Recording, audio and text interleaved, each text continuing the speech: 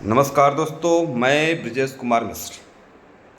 1947 में जो भारत का बंटवारा हुआ था उसके विषय में जब मैं सोचता हूँ तो मैं सोचता हूँ भाई क्या फ़ायदा मिला। जो बंटवारा हुआ था उसका भारत को क्या फ़ायदा मिला।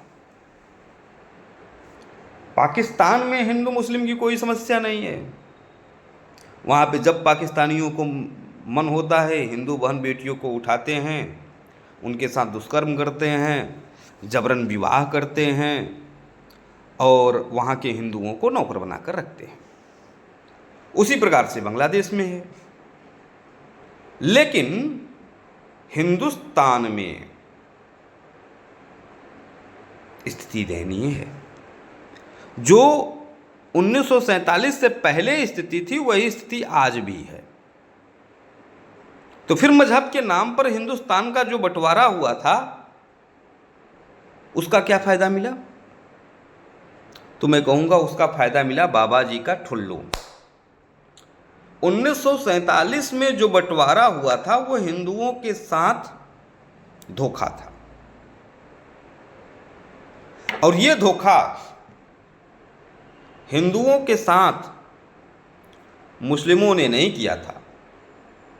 ये धोखा हिंदुओं के साथ नेहरू गांधी के साथ साथ उस समय मौजूद राजनीति में एक्टिव सभी नेताओं ने किया था।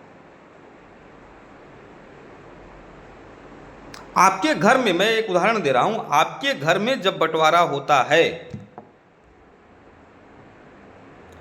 तो बड़े बुजुर्ग कहते हैं भी बंटवारा हो रहा है तो बिल्कुल साफ सुथरा बंटवारा करा दो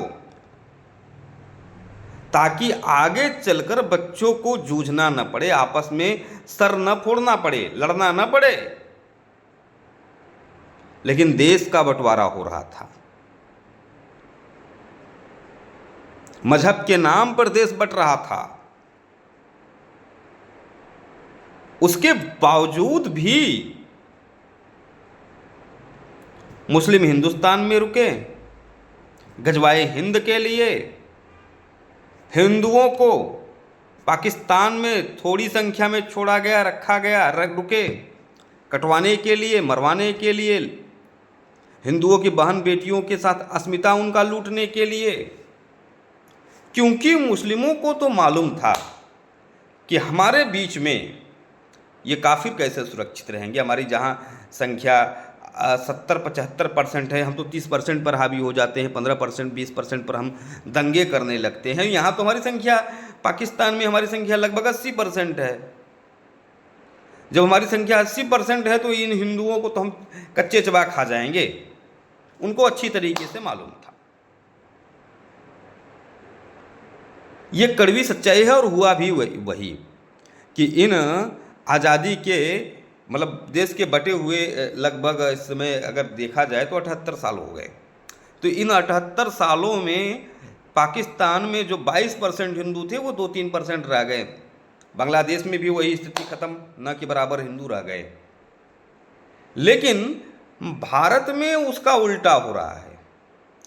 न सिर्फ इनकी आबादी बढ़ रही है बल्कि उसी प्रकार से दंगे, फसाद, तमाम प्रकार की हरकतें ये कर रहे हैं। लव जिहाद, लैंड जिहाद, तमाम प्रकार की हरकतें ये हिंदुस्तान में कर रहे हैं। तो फिर मैं पूछूंगा आपसे, तो इसके लिए जिम्मेदार कौन? मुसलमान? मैं नहीं मानता मुसलमानों को जिम्मेदार, उनका तो एजेंडा है। इसके लिए जिम्मेदार सिर्फ और सिर्फ हिंदू नेता है, जो हिंदुओं का नेतृत्व करने वाले थे वो हैं।